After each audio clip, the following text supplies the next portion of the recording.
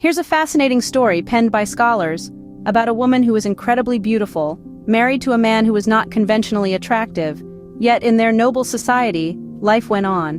One day the husband looked at his wife and smiled, feeling a deep sense of joy.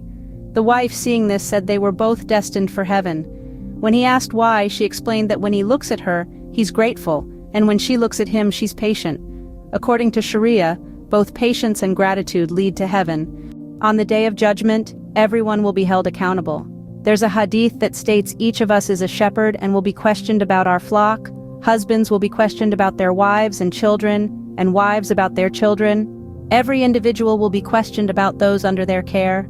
Men will have to answer why they didn't provide their women with religious education. The importance of educating our women in religion with love and kindness cannot be overstated. Women, by their very nature, respond to love.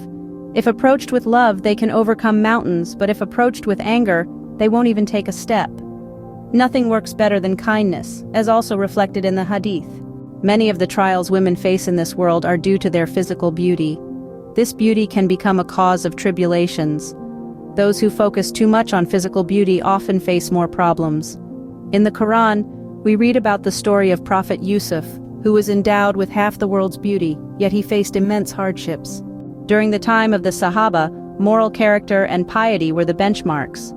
If a pious woman became a widow, other men were ready to marry her because of her piety.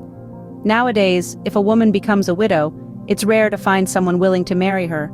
She spends her youth alone, with no one to share her sorrows. The foundations of humanity seem to be eroding, replaced by selfish desires.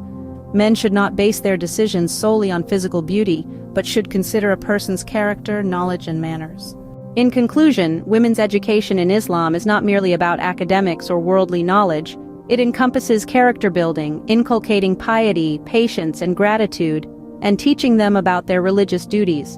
This education should be imparted with love and kindness, as these are the principles that resonate with women's nature. We must remember that physical beauty is fleeting, but character and piety are eternal.